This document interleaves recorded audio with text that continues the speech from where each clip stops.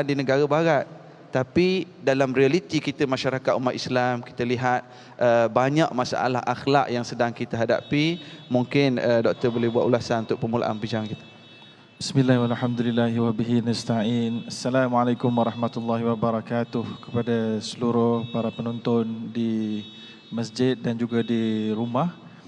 Jadi daripada video yang ditayangkan tadi dapat kita lihat dengan jelas sebagaimana sikap yang sangat terpuji yang mana dalam tayangan tersebut saya kira jelas ia adalah di negara barat dan dilaksanakan oleh orang-orang yang mungkin kita tak tahu agamanya tetapi kemungkinan adalah orang yang bukan Islam. Dan pengalaman saya sendiri berada di United Kingdom ketika melanjutkan pelajaran di peringkat PhD juga mempunyai pengalaman yang sama ya. Jadi apa sebab berlaku begini adalah yang pertama itulah dia sifat fitrah manusia yang sukakan kepada kebaikan ya. Jadi kebaikan itu dia boleh datang dalam dua perkara. Yang pertama sekali melalui agama yang dihayati dan diamalkan, lalu dia akan lahir perkara itu. Walau bagaimanapun kebaikan itu juga boleh lahir daripada rasa pengaruh pendidikan integriti kita namakan ataupun cara pendidikan rasa belas tersebut. Itulah yang telah berjaya diterapkan di negara-negara maju. Saya sangat sedar perkara ini apabila saya menghantar contohnya anak di sekolah di peringkat kanak-kanak mereka diajar oleh guru mereka dengan cara yang lemah lembut, tidak ada tengking, yang memberikan perhatian kepada orang lain, menghormati perasaan orang lain. Jadi cara itu dibawa sampai ke peringkat mereka dewasa dan akhirnya menjadi orang biasa, lalu mereka dapat lihat buahnya.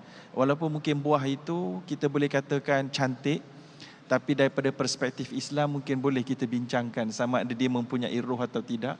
Tapi pastinya sesiapa mengikut tata cara hukum alam dia akan dapat.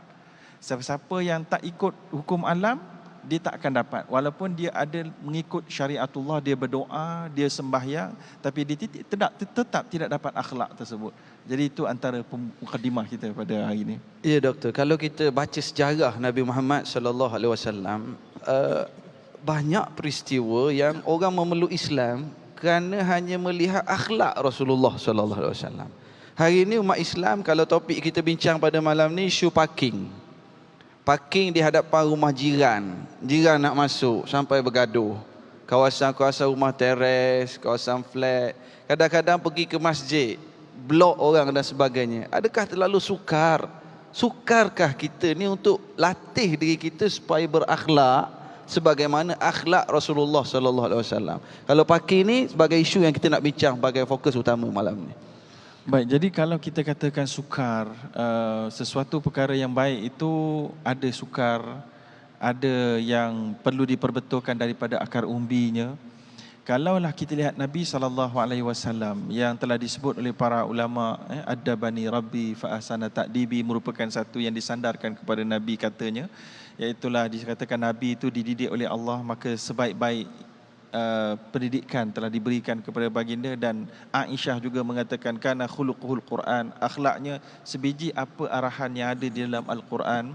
Sehingga kan ketika datangnya Jibril alaihissalam kepada Nabi dan ketika itu Nabi bergigil, maka Khadijah telah menyebutkan apakah dia prestasi Nabi, iaitulah melayani tetamu, memberi wataksibul ma'dum, iaitulah memberikan makan dan belanja kepada orang yang tidak mempunyai.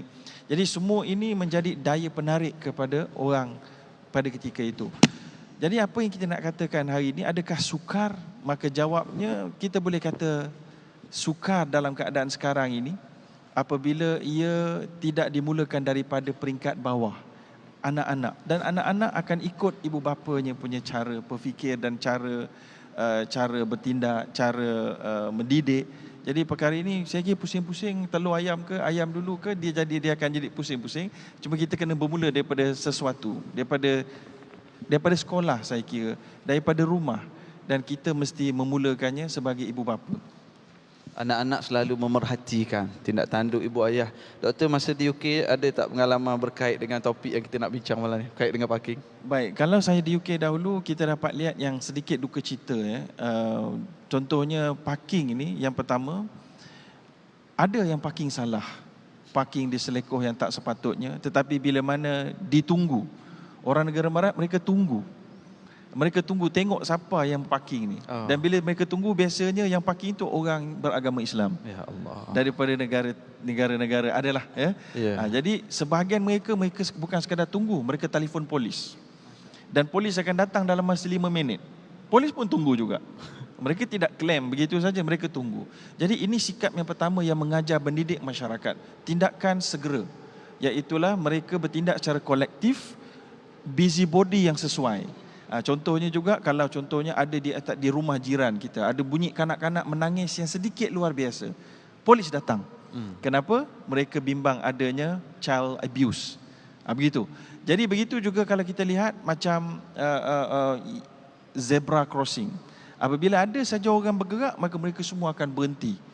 Dan kemudian kalau siapa berjalan saja, semua orang akan melihat dia dengan pandangan mata yang tak puas hati. Jadi itu akan menyebabkan mereka merasa malu. Jadi ini saya nak kira, diorang ni melakukan perkara ini secara kolektif. Semua tidak ignorant, semua tidak maknanya, semua berperanan kita sebut. Semua tak biar-biar lebih kurang. Ada kereta begitu, mereka tunggu, mereka telefon, mereka begitu. Dan kemudian ada berlaku yang parking di kawasan disable parking. Parking saja, sekejap saja parking, terus mereka punya pegawai, kalau bukan pegawai pun, kereta lain tu akan horn, dia akan tunggu. Dia akan tanya parking kenapa. OKU lah ni. Parking tempat OKU. Parking OKU. Mereka semua akan bertindak. Dan saya kira itu adalah satu sikap yang baik yang mungkin kehilangan dalam diri kita hari ini apabila kita bersikap selfish. Pentingkan diri sendiri. Jadi baginda Nabi SAW menarik masyarakat bukan Islam kepada Islam dengan akhlaknya, lebih daripada dari kata-katanya. Akhlaknya, pakaiannya, kewangiannya, kelembutannya, ya, wajahnya, gaya tuturnya, maka saya kira itu adalah yang paling kuat menarik orang. Saya ingat macam mana seorang wartawan BBC yang menceritakan bagaimana dia dihantar ke Palestin untuk membuat laporan. Dia kata dia memang nak tahu apa berlaku di kalangan Hamas sebagainya.